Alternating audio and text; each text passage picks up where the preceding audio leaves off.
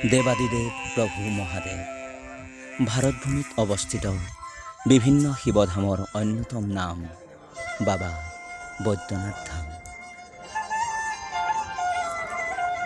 প্ৰতি বছৰে দেশৰ বিভিন্ন ৰাজ্যৰ পৰা পবিত্ৰ শাওণ মাহত তীৰ্থযাত্ৰীসকলে বাবা বৈদ্যনাথ ধাম দৰ্শনাৰ্থে যাত্ৰা আৰম্ভ কৰে। অসমৰ বিভিন্ন জিলাৰ পৰাও এই পবিত্ৰ তীৰ্থস্থানলৈ ৰাওনা হয় ভক্তসকল। আমাৰ ৰংঘৰ পৰিয়ালৰ কেইবাজনো ভক্তই বাবা বৈদ্যনাথ ধাম দৰ্শনাৰ্থে এয়া ৰঙিয়া জংচনৰ পৰা ট্ৰেইনেৰে যাত্ৰা আৰম্ভ কৰে।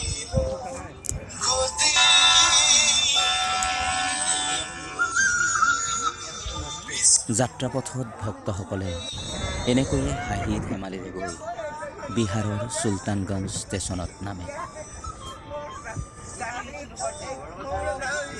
তাৰ পৰা পোনে পোনে গৈ ভাৰত ভূখণ্ডৰ পবিত্ৰ গংগা নদীত স্নান কৰে।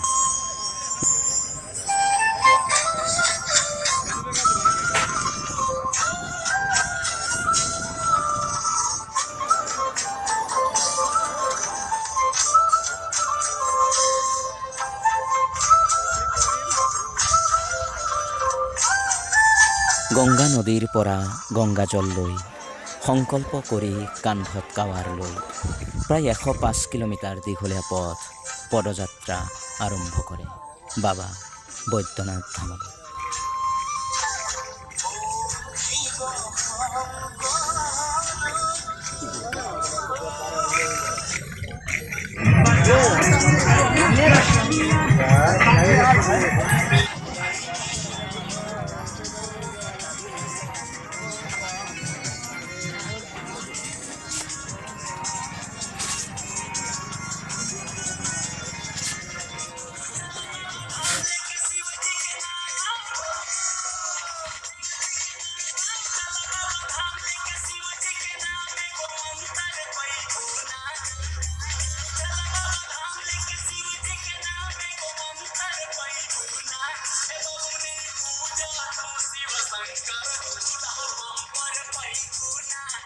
এক দীঘলীয়া পদযাত্ৰাৰ যাত্ৰাপথত বিভিন্ন ঠাইত খন্তেকৰ বাবে জিৰণি লয় ভক্তসকলে। জিৰণিৰ অন্তত পুনৰ আৰম্ভ কৰে বৈদ্যনাথ ধামলৈ যাত্ৰা।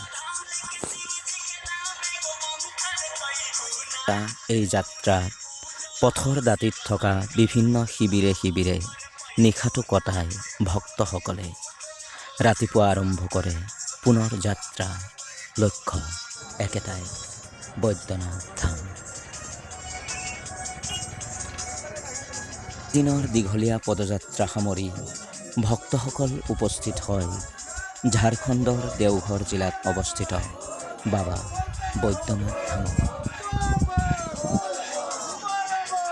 ঐতিহাসিক লোকপ্ৰবাদ অনুসৰি শিৱভক্ত ৰাৱণে কৈলাশৰ পৰা লংকালৈ বুলি পুষ্পক ৰথেৰে শিৱলিংগলৈ গমন কৰাৰ পথত নাৰায়ণৰ পৰামৰ্শত গংগাই ৰাৱণৰ মুখেৰে প্ৰৱেশ কৰে।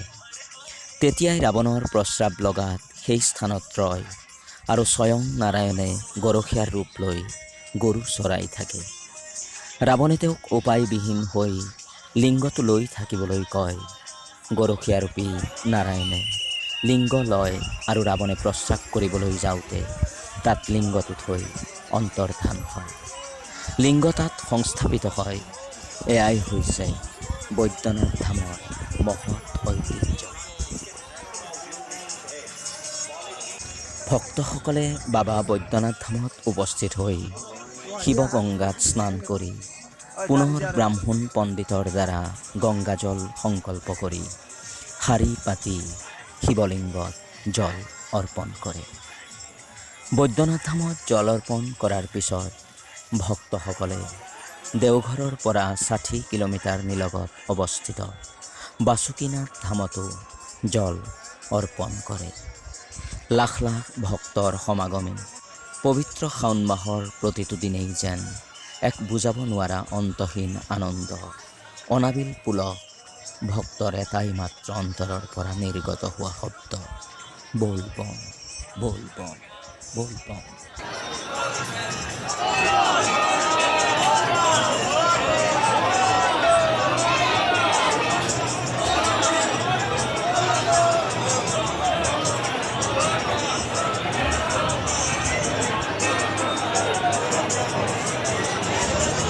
এয়াই হৈছে এক জাগ্ৰত শিৱধাম, বাবা বৈদ্যনাথ ধাম। প্ৰভু সদাশিৱ দেৱাদিদেৱ মহাদেৱৰ ঐতিহ্যমণ্ডিত ধাম, বাবা বৈদ্যনাথ ধাম। প্ৰবাদ আছে, বাবা বৈদ্যনাথ ধাম দৰ্শন কৰিলে সকলো মনোকামনা সিদ্ধি হয়। আহক আপোনালোকে দৰ্শন কৰক বাবা বৈদ্যনাথ ধাম।